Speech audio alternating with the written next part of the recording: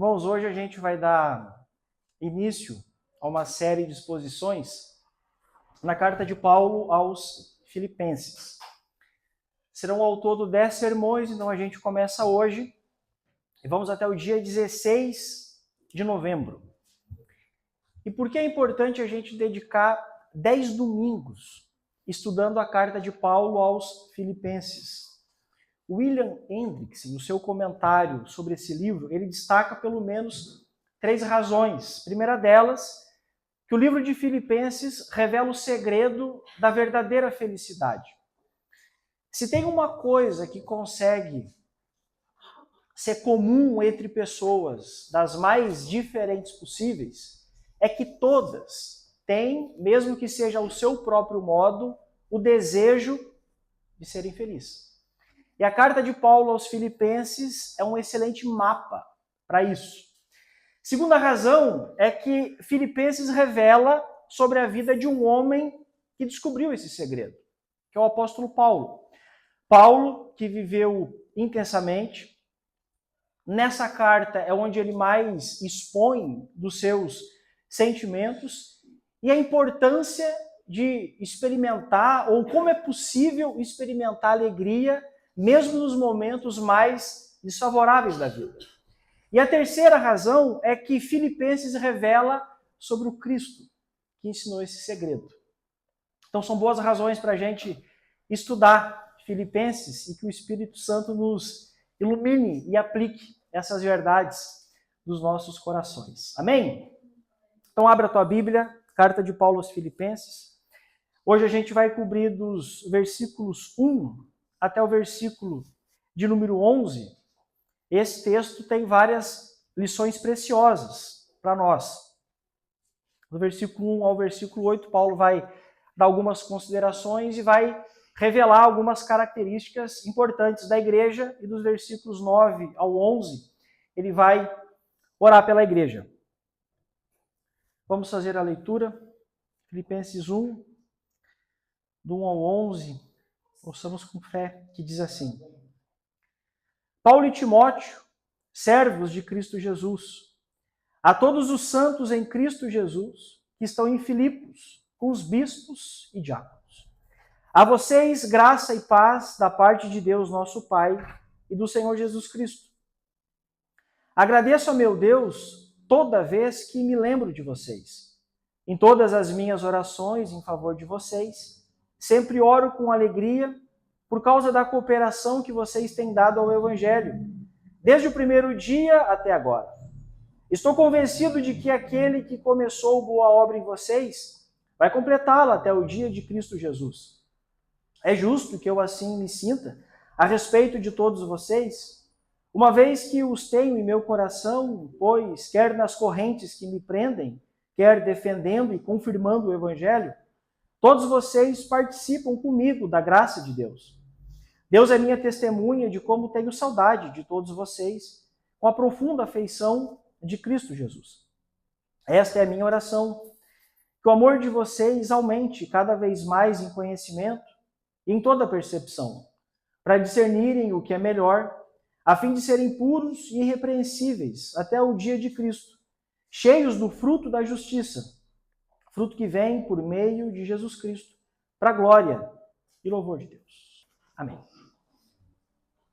Quem assistiu aquele filme Interestelar deve ter reparado que no filme havia uns robozinhos que respondiam algumas orientações, alguns comandos que os humanos davam, e eles eram programados também com alguns índices de sinceridade, de humor e tudo mais.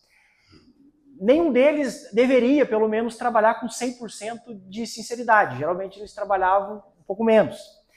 E é legal que o Jay Carson, quando ele vai fazer o comentário da carta aos Filipenses, ele meio que programa ali 100% de sinceridade e expõe o que há no porão da alma, se não todos, mas pelo menos da maioria dos crentes, se eles fossem realmente se autodefinir. Eu vou ler aqui o que ele diz. Está escrito assim: quero comprar uns 10 reais de evangelho, por favor. Não quero muito. Só o bastante para eu ser feliz, mas não tanto que eu fique viciado. Não quero tanto evangelho a ponto de aprender a odiar a cobiça e a lascívia. Com certeza não quero tanto a ponto de aprender a amar meus inimigos, valorizar a autonegação ou contemplar o serviço missionário em alguma cultura estrangeira. Quero êxtase, não arrependimento. Quero transcendência, não transformação. Quero ser valorizado por algumas pessoas agradáveis, perdoadoras, de mentes esclarecidas, mas eu mesmo não quero amar os que são de raças diferentes, especialmente aqueles que cheiram mal. Quero o evangelho suficiente para tornar segura a minha família e bem comportados os meus filhos, mas não a ponto de ter de redirecionar minhas ambições ou ampliar demais minhas doações. Por favor, me dê apenas uns R$10 de evangelho. É claro que nenhum de nós se autodescreveria dessa forma. Também é verdade que oficialmente a gente rejeita assumir qualquer tipo de evangelho que se pareça com isso daqui. Mas eu sei também que nós somos, no mínimo, tentados a viver um evangelho que custe mais ou menos R$10. Que nós somos, no mínimo, tentados a dar uma domesticada no evangelho, especialmente naquelas áreas em que a gente tem mais dificuldade. Especialmente nos dias que a gente vive, assumir um evangelho assim, infelizmente, já nem escandaliza mais. E eu penso em algumas razões para isso. Primeira delas, porque nossos dias tem crescido a secularização. É evidente que há um processo de marginalização do evangelho. As pessoas de fora da igreja olham para aqueles que vão à igreja como pessoas pouco afirmadas na vida. Segundo, porque do lado de dentro, para muitos cristãos, é preferível levar uma vida mais confortável e mais segura do que sacrificar a si mesmo em prol da missão que o próprio Senhor Jesus nos incumbiu de cumpri-la. E terceiro, que devido a esse pluralismo religioso, se tornou politicamente incorreto assumir a prerrogativa de que a nossa religião é a religião certa. E o mundo assim, evangelizar se tornou algo evasivo demais. Tudo isso são munições e tentações para a gente viver esse evangelho que custa mais ou menos R$10. Entretanto, isso não é algo exclusivo dos nossos dias. Os nossos irmãos que viveram antes de nós também passaram pelas dificuldades da sua época. Ou seja, mesmo diante de um cenário ruim, mesmo diante de um cenário totalmente desfavorável para a gente, nós somos indesculpáveis. Nós somos indesculpáveis se vivemos um evangelho que custe R$10. Nós somos indesculpáveis se não ofertamos o evangelho a outras pessoas como nós deveríamos fazer. Nós somos indesculpáveis se assumimos para nós um cristianismo muito abaixo daquilo que nós deveríamos viver. E esse mundo estranho que a gente olha para ele e sabe que ele é estranho, onde todas as coisas parecem que são fabricadas, parecem que são feitas para de alguma forma nos distrair da fé em Jesus Cristo. Só que esse também era o mundo do apóstolo Paulo, sobretudo quando ele escreveu a carta aos Filipenses. Paulo perdeu bons obreiros por causa disso. Demas é o caso mais famoso. O cara se iludiu com o mundo da sua época e abandonou a missão. Mas Paulo, apesar de tudo isso, apesar de todas as armadilhas que o mundo impõe sobre as nossas vidas, ele foi um cara incansável. Ele assumiu de fato, vestiu a camisa do evangelho e foi incansável no seu trabalho. Paulo, ele funda a igreja de Filipos por volta do ano 51, mas aqui quando ele escreve essa carta, quase 10 anos depois, ele está preso em Roma. Paulo sabe, conhecendo o mundo da sua época, que há várias coisas com potencial para desestabilizar essa comunidade que é relativamente nova, é recém-formada, e estando preso, ele escreve uma carta para a igreja. E é interessante que a primeira coisa que Paulo faz, e ele diz para a igreja é: ponha o evangelho em primeiro lugar. Guarde isso, meus irmãos. Ponha o evangelho em primeiro lugar. E veja como Paulo foi o cara que de fato colocou o evangelho em primeiro lugar na vida dele.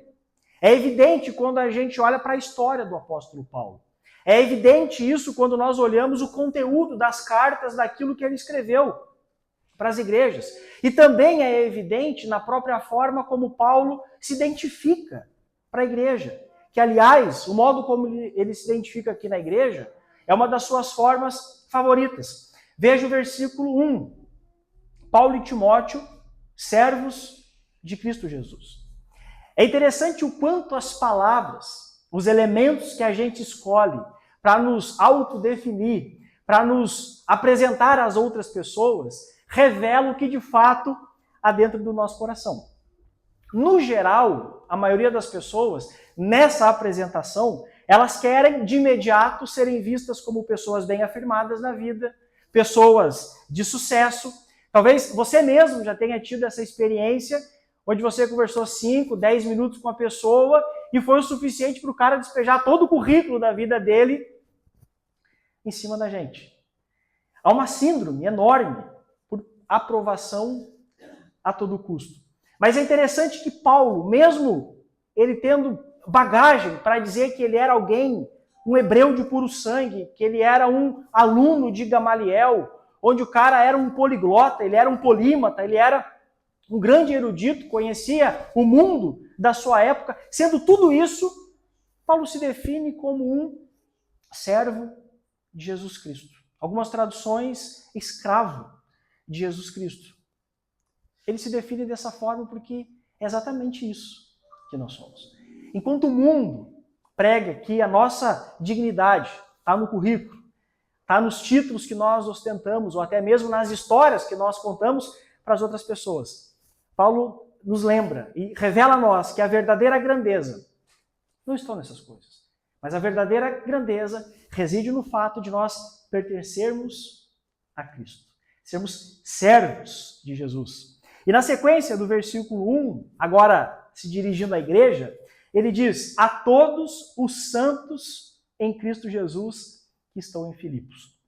Atos 16 conta pra gente como foi a plantação dessa igreja. Paulo tensionava ir à Ásia, mas de noite Paulo tem um sonho.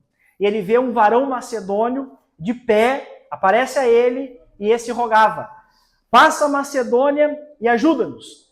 Paulo faz isso, ele chega em Filipos e o que ele encontra ali é uma pequena reunião de algumas mulheres. Entre elas, uma chamada Lídia, cujo coração o Senhor abriu, o Senhor operou arrependimento na vida dela, depois os da sua casa também converteram, foram batizados, e agora, por causa disso, há santos em Filipos.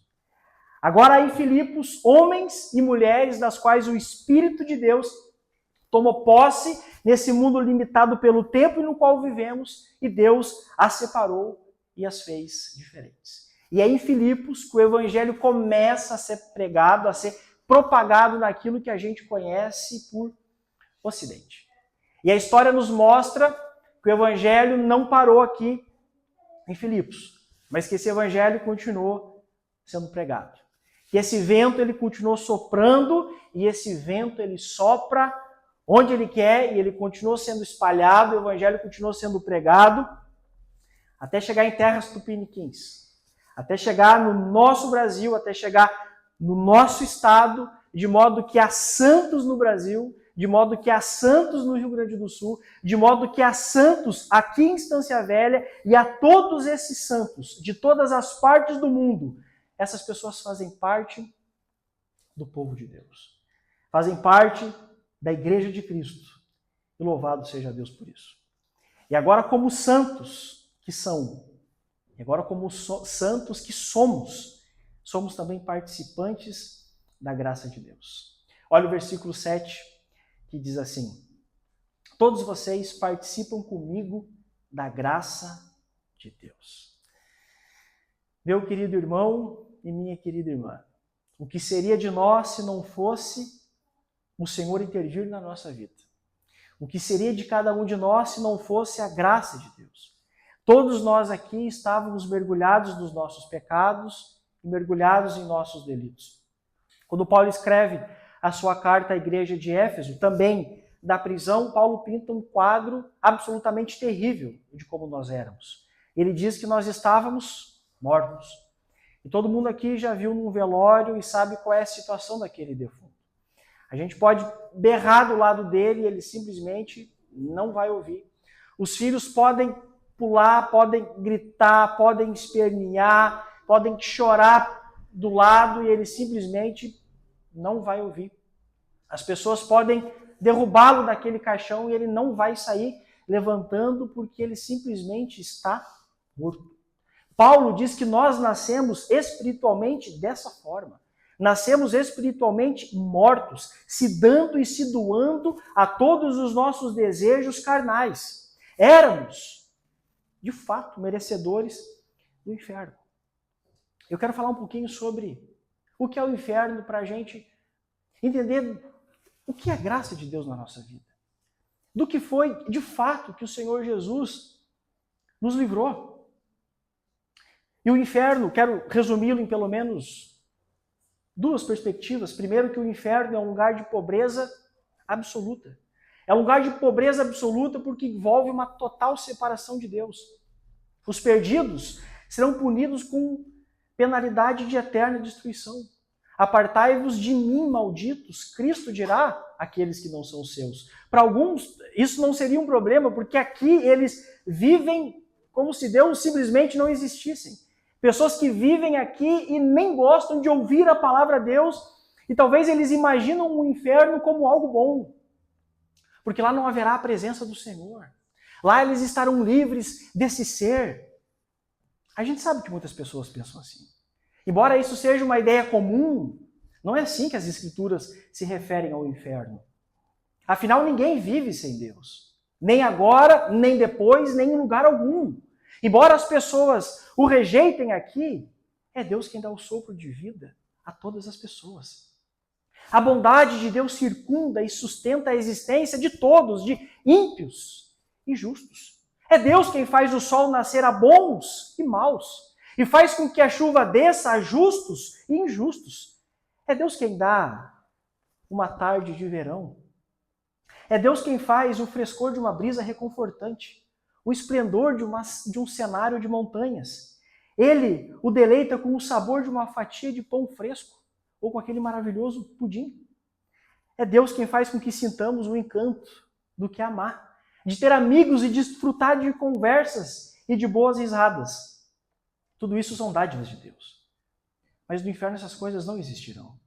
Todos os seus amores, tudo aquilo que você valoriza, simplesmente lhe será tirado.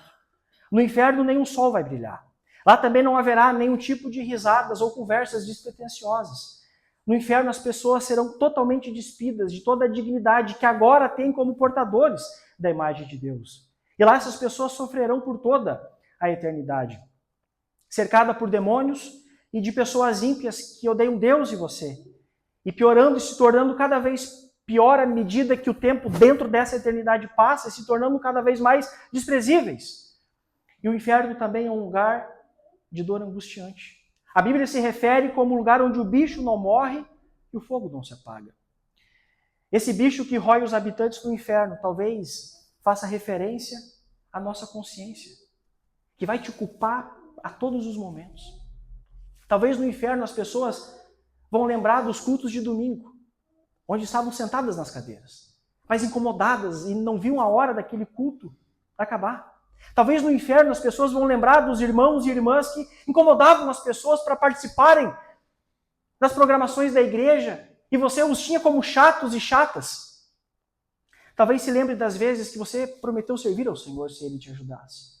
O Senhor foi bom com você, Ele te ajudou, mas imediatamente você se esqueceu disso e não cumpriu com a sua promessa. No inferno também haverá ranger de dentes. E nessas as pessoas vão gritar que são culpadas por estarem ali naquele lugar. Ao mesmo tempo que odiarão cada vez mais Deus. E uns aos outros também. E por toda a eternidade. Isso é o inferno. Mas a boa notícia é que mais Deus. Mas Deus, como diz Paulo, nos tornou participantes da graça de Deus. Mesmo não sendo merecedores de nada. Mesmo nós num estado de morte espiritual, Ele nos pôs de pé naquele caixão. Nos deu vida, nos deu uma nova identidade, nos deu um novo propósito, nos deu um novo nome, uma nova agenda, uma nova vida. Nos deu o privilégio de fazer parte de uma grande família, de um povo. Esse é o Deus que nós servimos. E desse lugar que nós merecíamos, agora nos dá a condição de desfrutarmos dele e de todos os santos na Nova Jerusalém. Isso é sermos participantes da graça de Deus. Talvez haja alguém aqui com alguma dúvida, ou alguém que nos assiste, ou alguém que vai assistir essa mensagem depois. Se você ainda não se rendeu profundamente, definitivamente aos pés do Senhor Jesus, essa é a maior prioridade da sua vida. Eu sei que todo mundo tem os seus sonhos, tem os seus projetos, tem os seus boletos a serem pagos. Mas não há prioridade maior, não há nada mais importante do que nós de fato nos entregarmos ao Senhor Jesus hoje. Não há nada mais importante, não há nada mais necessário do que nós de fato e definitivamente entregarmos a nossa vida ao Senhor Jesus hoje. Se a palavra chegar ao teu coração, de modo algum o endureça, mas o receba como terra fértil. E ao Senhor Jesus te entregue completamente e viva essa vida como se você não tivesse outra, porque de fato você não vai ter outra vida. Estávamos mortos, mas Deus nos deu vida. E Paulo, mesmo na prisão, ele quer dizer para a igreja de Filipos, irmãos, não há alegria maior do que participarmos da graça do Senhor Jesus.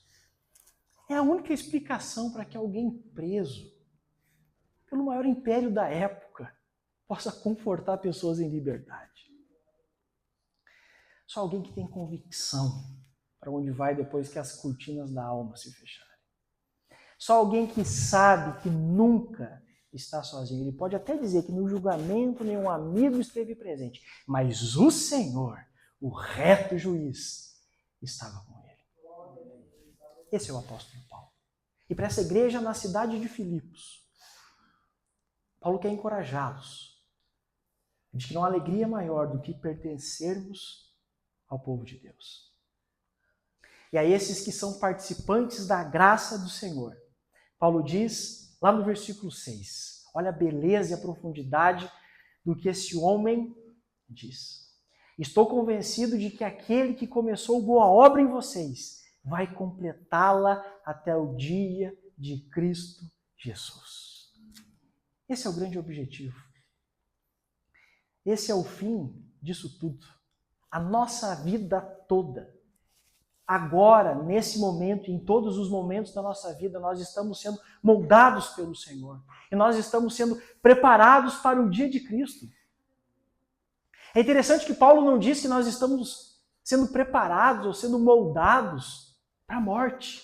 Não. Ele diz que nós, povo do Senhor Jesus, eleitos pela graça benevolente de Deus, todos nós estamos sendo moldados e preparados para aquele grande dia, o dia de Cristo Jesus. E que dia é esse, meus amados? É o dia da consumação.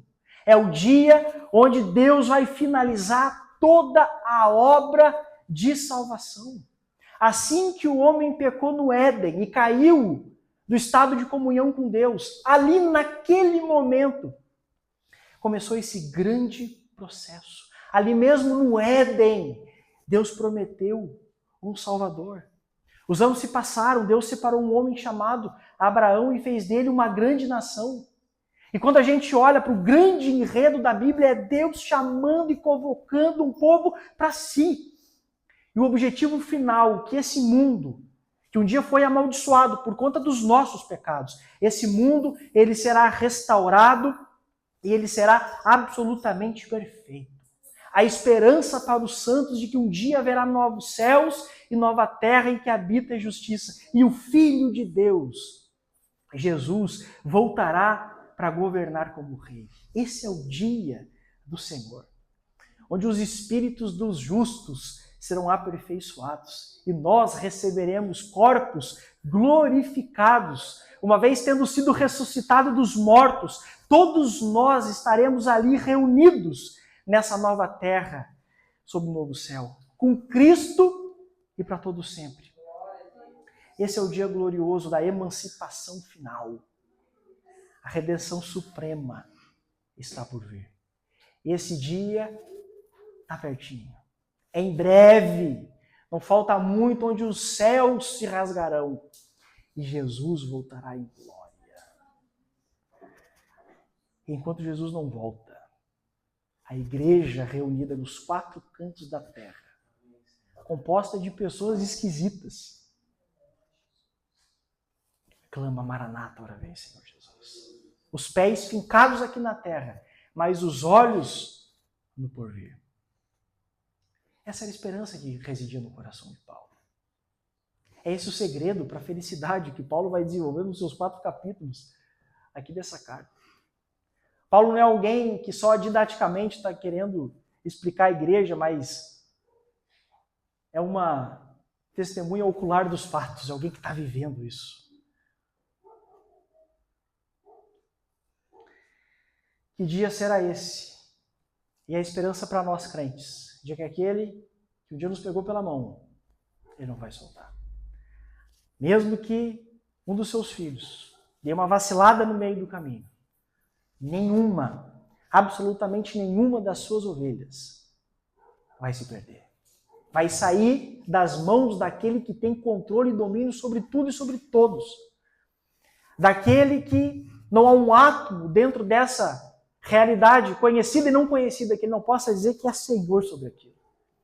Eu acho muito legal quando a ciência descobre um espaço novo nessa realidade. Desde a fundação do mundo, o Senhor já declarara que ele é Senhor sobre aquilo. E a esperança para nós, seja o que for que aconteça comigo e contigo, está tudo bem. Deus está continuando a sua obra. Quando Cristo voltar, estaremos todos diante dele e nós receberemos a recompensa, a herança que nos foi prometida. Esse é o fim e o propósito da grande e boa obra que Deus tinha começado lá no Éden. São essas coisas que as Escrituras dizem que os ladrões não podem roubar.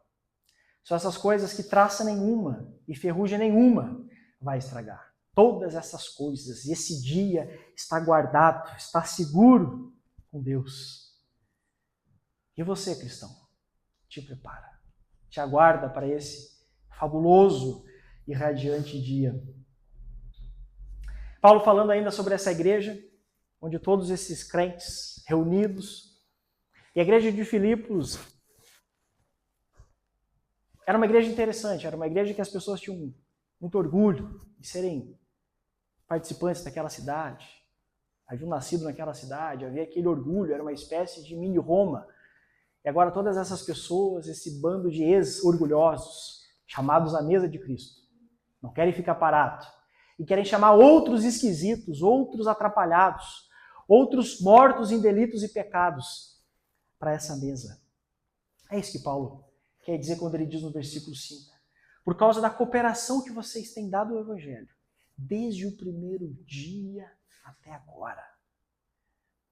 Quando o Evangelho nos alcança, nós contraímos essa dívida que ela deve ser paga desde o primeiro dia. Onde nós, uma vez alcançados pela graça de Deus, entendendo de que éramos absolutamente merecedores disso, é impossível que alguém diante da cruz olhe para um amigo, por mais ímpio e terrível que ele seja, e possa de alguma forma comemorar a vida que ele leva sem Cristo Jesus. Antes devemos proclamar o Evangelho da graça de Deus. Antes devemos proclamar esse Jesus que morreu para que pessoas como nós fôssemos habilitadas, convidadas, convocadas e chamadas para fazermos parte do seu povo. A igreja de Filipos fazia isso. Paulo os elogia. E nós também queremos ser uma igreja assim. O Senhor nos deu uma missão. Nós estamos dentro de uma cidade. Estamos localizados dentro de uma sociedade. E essa sociedade precisa desesperadamente, assim como nós também precisamos, de Jesus Cristo. Somos não só salvos, remidos pela graça de Deus, mas soldados, embaixadores dessa mensagem, que um dia triunfaremos. E aqui devemos pregar essa mensagem de arrependimento a todas as pessoas. São essas características da igreja. E essa igreja que nós devemos imitar. Paulo avança e a partir do versículo 9 ele faz uma oração por essa igreja.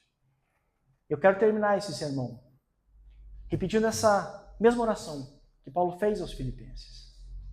A nós, aqui da Igreja Reformada 1, que possamos fazer com que mais pessoas, através dessa igreja aqui, sejam alcançados pelo Evangelho da Graça. Fique de pé.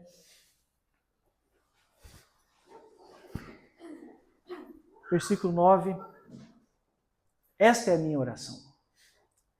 Que o amor de vocês aumente cada vez mais em conhecimento e em toda percepção, para discernirem o que é melhor, a fim de serem puros e irrepreensíveis até o dia de Cristo Jesus, cheios do fruto da justiça, fruto que vem por meio de Jesus Cristo, para a glória e louvor de Deus.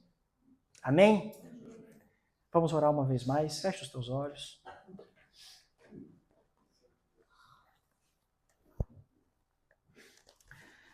Senhor, obrigado. Obrigado pelo teu amor, Senhor. Obrigado pela tua fidelidade. Obrigado pelo sacrifício feito na cruz do Calvário. Todos nós, nascemos mortos em nossos delitos e pecados. Andávamos antes errantes. Éramos filhos da ira, totalmente destituídos da glória de Deus. Mas aprove o Senhor nos acordar, nos vivificar, nos dar uma vida. E não somente isso, mas pelo teu Espírito que é santo, habitar dentro de cada crente. Obrigado, Senhor, por todos os benefícios na cruz reservado para os teus santos. Antes que éramos escravos do pecado, não sabíamos fazer outra coisa senão pecar. Mas agora não somos mais escravos do pecado. Mas agora somos teus servos. Se antes éramos fiéis ao pecado, quanto mais a ti, Pai. Nos encoraja, Senhor, cada vez mais. Que mesmo com medo, Senhor, a gente possa avançar, porque não estamos sozinhos aqui. Mesmo naqueles momentos em que a nossa alma está em luto, mesmo naqueles momentos, Senhor, onde tudo parece que é cinza, onde tudo parece que é solidão, coloca dentro do nosso coração, Senhor, a certeza de que nós não estamos sozinhos, porque de fato não estamos. Perdoa, Senhor, porque muitas vezes temos perdido o controle. Perdoa, Senhor, porque muitas das vezes não temos confiado em Ti. Perdoa-nos, Senhor, porque muitas vezes queremos revisitar hábitos antigos. Mas que nós venhamos a cravar uma cruz em nome de Jesus em todas as áreas da nossa vida. Que venhamos, Pai, a cravar uma cruz no orgulho. Que não venhamos de modo algum a nos sentir superior às outras pessoas. Que venhamos a cravar uma cruz em todos os nossos hábitos, em todos os nossos desejos, nos nossos pensamentos. Perdoa-nos, Pai. Obrigado, Senhor, pela Tua graça. E perdoa-nos, Senhor, porque o Senhor tem nos preparado, o Senhor tem nos moldado, e muitas vezes a gente não tem entendido isso. Por vezes, Senhor, circunstâncias que deveriam nos moldar e nos aproximar mais de Ti, temos reclamado. Temos gritado aos quatro ventos que estamos sozinhos aqui. Perdoa, Senhor, a nossa pequenez. Perdoa, Senhor, a nossa falta de fé. Nós queremos ser crentes melhores. Queremos confiar mais em Ti, Senhor. O Senhor já deu prova suficiente de que o Senhor nos ama.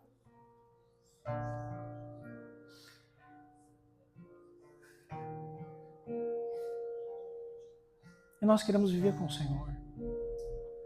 Queremos te amar cada vez mais. Nos ajuda, Senhor, a identificar todos os ídolos do nosso coração. Ajuda-nos, Pai, a identificar tudo aquilo que tem sido um espantalho, um atrapalho nas nossas vidas.